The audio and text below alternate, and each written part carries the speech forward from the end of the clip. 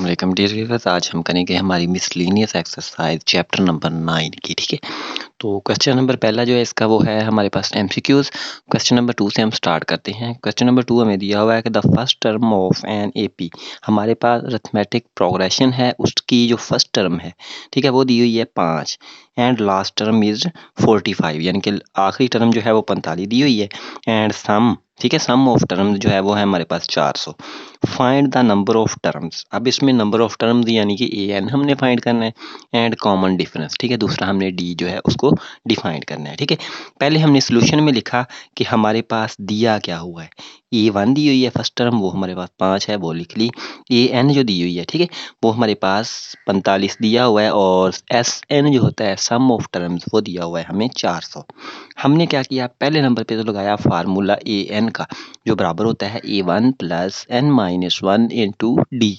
अब क्या किया, इसमें हम वैल्यूज पुट करते हैं। ए एन की वैल्यू 45 हो गई, बराबर हो गया A1 की 5 हो गई, जमा एन माइनस 1 वैसे लिख लिया, डी जो है वो भी वैसे ही लिख लिया। ठीक है, अब इस 5 को अगर ले जाएं इधर, 45 में से माइनस होके 40 बच गया, और बराबर बन गया एन माइनस 1 डी। ये एन माइनस 1 डी की हमारे पास आ गई कीमत।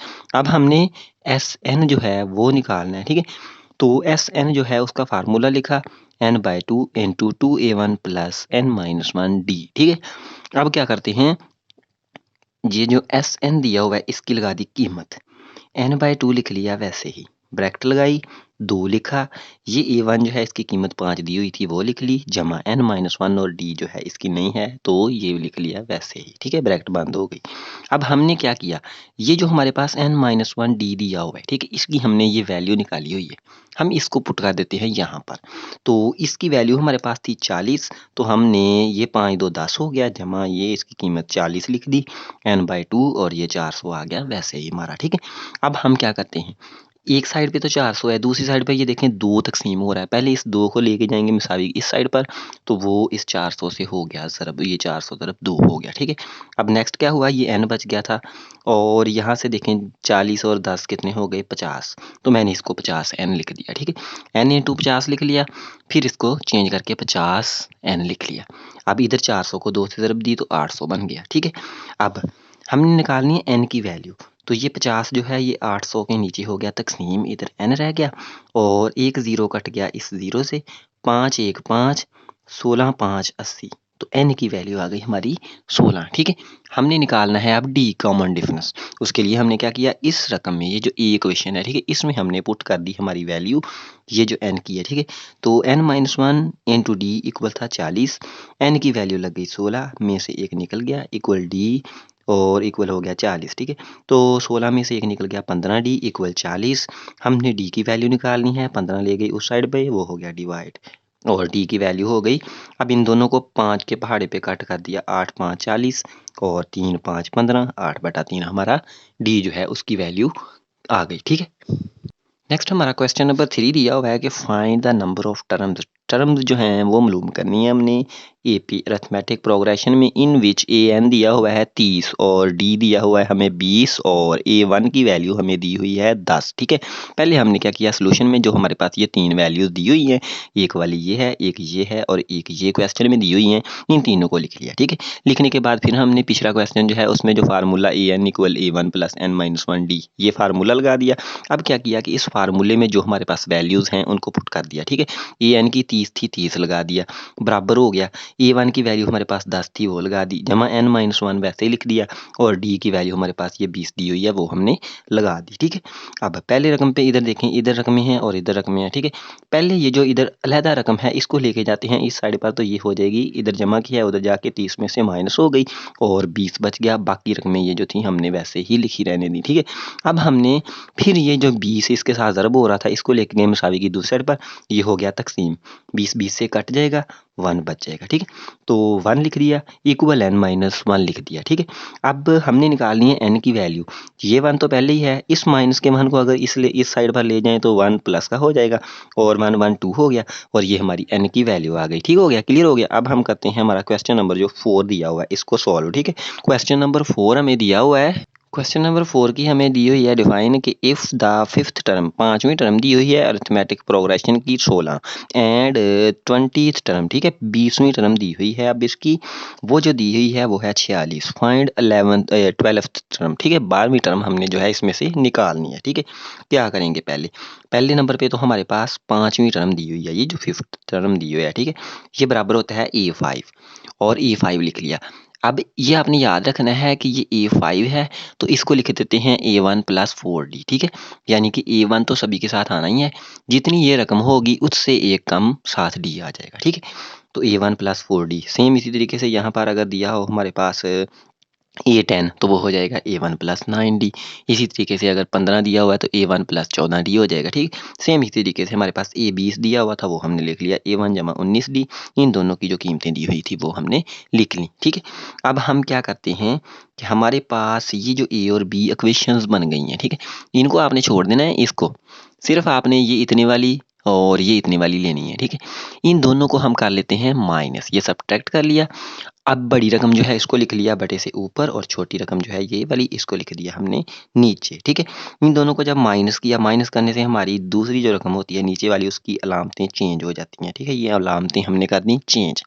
अब ये A1 जमा का माइनस का कट गए, 19 में से 4 निकल गया 15D और 46 में से 16 निकल गए 30 हो गया। ठीक है, D हमने निकालना है तो 15 जो है इधर 30 के नीचे डिवाइड होके 2 बच गया, 30 बटा 15 2 आ गया। ठीक है, डी की हमारी वैल्यू निकल आई। हमने निकालनी है यहाँ से 12वीं टर्म ये जो है, ठीक है तो A12 निकालना है। ठीक है, तो उसके लिए पहले हमारे पास ये डी निकला है, पहले हम इससे ए की कीमत निकालते हैं। ठीक है, तो इस डी वाली को चाहे इस इक्वेशन में पुट कर दें चाहे इसमें, दोनों में से जिसमें मर्जी पुट कर दें ए की वैल्यू सेम आएगी। तो मैंने डी की वैल्यू जो है वो पुट कर दी इक्वेशन ये 1 जो है इसमें। ठीक है, इसमें क्या किया, ये A1 लिखा जमा 4 लिखा, D की जगह पर 2 लगा दिया इक्वल 16 लिख लिया। ठीक है, अब A1 लिखा 4 2 8, 16 में से इधर ले गए तो माइनस हो गया और 16 में से 8 निकल गया, 8 बच गया हमारा, ये A1 की वैल्यू आ गई। अब हमने निकालनी है 12वीं टर्म ये जो दी हुई है। ठीक है, तो A12 हो जाएगी बराबर A1 जमा 11D, तो इसको A12 को लिख दिया A1 जमा 11D। ठीक है, A1 की वैल्यू हमने निकाली है 8 वो लगा दी जमा 11 लिखा और D की वैल्यू 2 लगाई वो लिख दी। 8 तो हो गया वैसे ही, 11 2 हो गया 22, 22 और 8 हो गए 30 और ये हमारी A12 की कीमत आ गई। क्लियर हो गया? अब हम करते हैं हमारा क्वेश्चन नंबर जो 5 है उसको सॉल्व।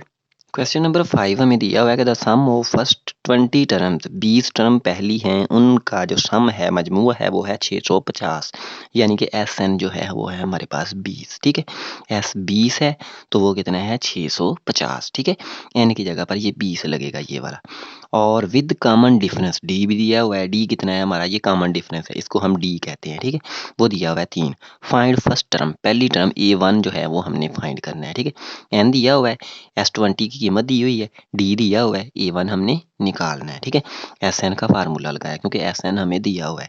SN बराबर N/2 into 2A1 plus N-1D लिख लिया। ठीक है, अब जो वैल्यूज हमें दी हुई थी वो पुट कर ली। SN की ये जो S20 दिया हुआ है ये हमारे पास, अब हमने क्या किया, पहले ये SN का फार्मूला था, हमारे पास S20 दिया हुआ था तो हमने N की जगह पर 20 लगाया। S20 बराबर 20/2 into 2A1 plus B minus 1D हो गया। ठीक है, अब क्या किया, S20 की कीमत हमारे पास दी हुई है 650 वो लिख ली, बराबर लिखा, ये 20/2 10 बना, ब्रैकेट हो गई 2A1 लिख लिया प्लस 19 बच गए, यहाँ से 20 में से 1 निकल गया 19 और साथ ये 3 दिया हुआ है वो लिख लिया। ठीक है, अब 19 3 हो गया 57, पहले ये 10 हो गया इधर डिवाइड 65 के नीचे, तो ये 0 0 से कट गया और 65 बच गया। ठीक है, और इधर हो गया 2A1 प्लस 57। अब हमने क्या किया कि हमने A1 की निकालनी है तो ये 57 जो है हमारे पास अज़ाफ़ी है। ठीक है, इसको ले गए इधर तो 65 में से ये हो गया माइनस और हमारा जो बच गया वो 8 बच गया, 65 में से 57 निकले 8 बच गया। ठीक है, तो 8 ये बच गया। अब हमने A1 की निकालनी है, ये 2 भी इधर अज़ाफ़ी है, 2 को ले गए इस साइड पर वो डिवाइड हो जाए क्योंकि इधर A1 से ज़रब हो रहा है। ठीक है, तो A1 इधर डिवाइड हुआ 8 के नीचे तो A1 की वैल्यू आ गई 4। ठीक है, जो हमने निकालनी थी। ठीक, क्लियर हो गया? अब हम करते हैं हमारा क्वेश्चन नंबर 7। क्वेश्चन नंबर 7 जो है वो हमारे पास दिया हुआ है कि find 11th term of sequence, 11वीं टर्म हमने मालूम करनी है, सीक्वेंस हमें दी हुई है। ठीक है, अब आपको पता कैसे लगेगा कि हमने इसमें R निकालना है D, देखें इन ये जो हमारे पास क्वेश्चंस दिए हुए थे, ठीक है, ये है या पीछे वाला, इनमें अरिथमेटिक प्रोग्रेशन शो किया हुआ था, लेकिन इसमें नहीं किया हुआ है, ठीक है। तो हमने पहले क्या किया कि ये जो A1 है वो लिख लिया। अब R निकालना है इसमें, ठीक है। वो होता है दूसरी रकम बटा पहली रकम। दूसरी रकम हमारे पास 2 की जज़र, पहली रकम 1, 2 की जज़र बटा 1, 2 की जज़र ही बन गई, ठीक है।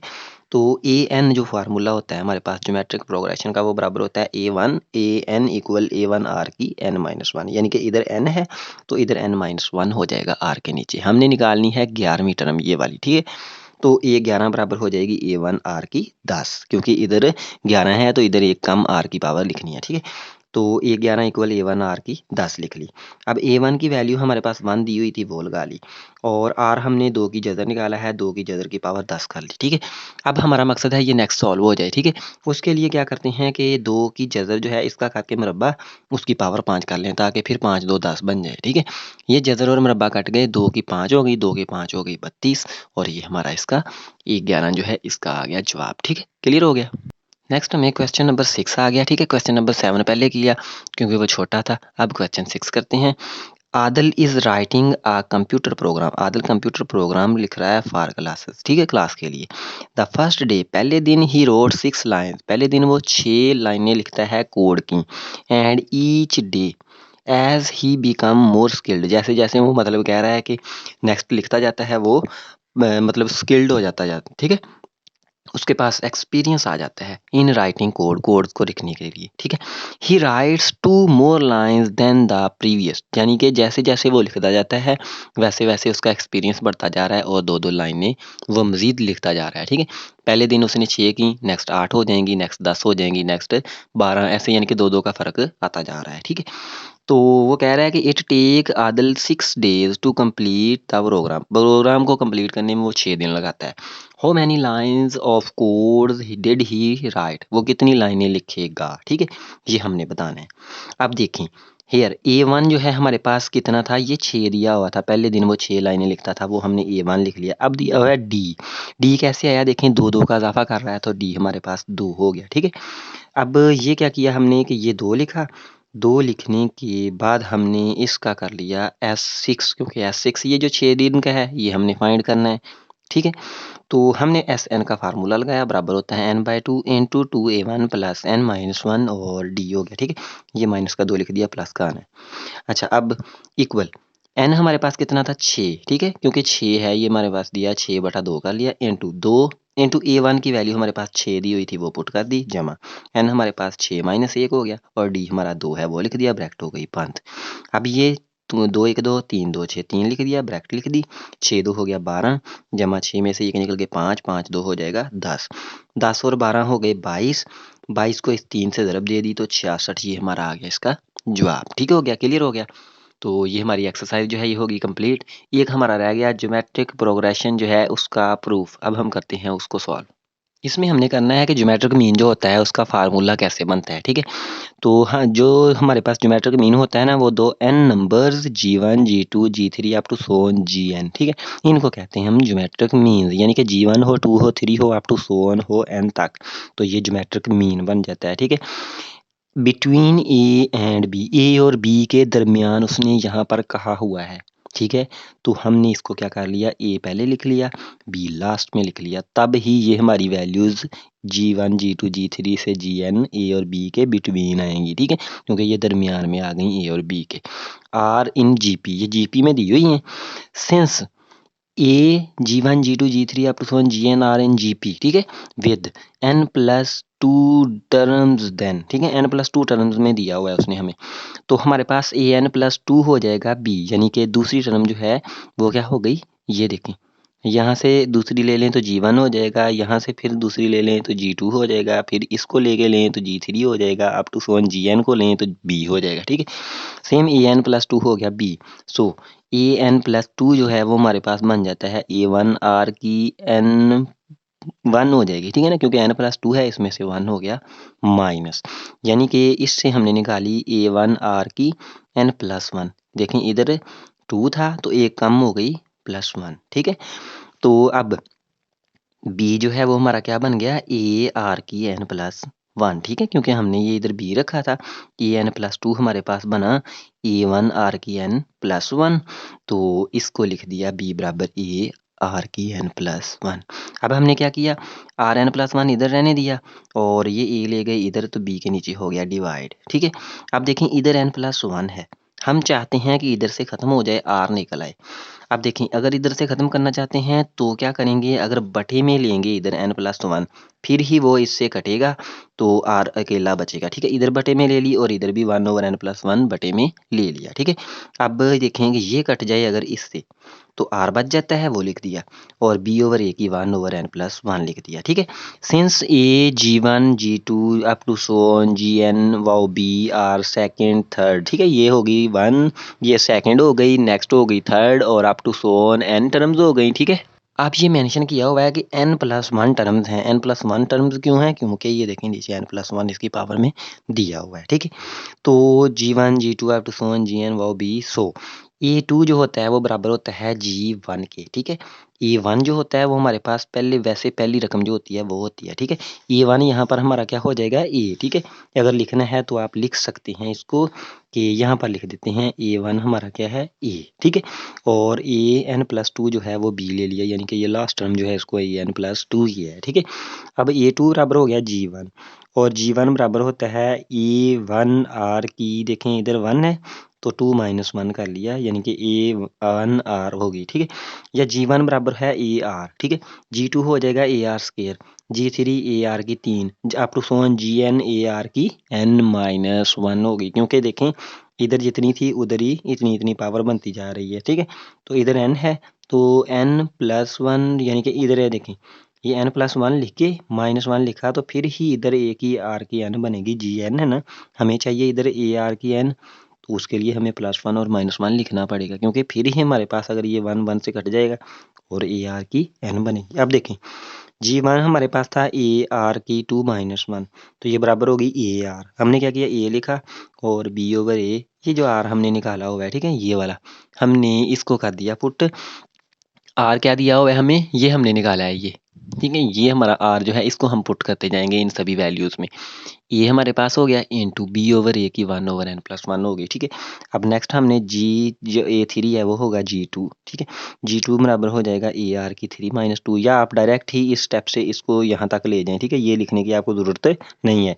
ए आर स्क्वायर हो गया, a लिखा और b/a की 2/n+1 लिखा, देखें a की r की 1 थी तो 1 ओवर लिख लिया, अब 2 है तो 2/n+3 और 3 हो गई तो 3/n+1 हो जाएगा, अप टू सो ऑन हो जाएगी तो n/n+1 हो जाएगा, ठीक है। gn हो जाएगा ए आर की n और इक्वल ए आर की n बराबर a इंटू b/a n+1, ये हमारा हो गया प्रूव, ठीक है, क्लियर हो गया। अब भी अगर कोई प्रॉब्लम है तो फिर भी आप इसको कमेंट सेक्शन में डिस्कस कर सकते हैं। मिलते हैं नेक्स्ट सेक्शन में, अल्लाह हाफिज़।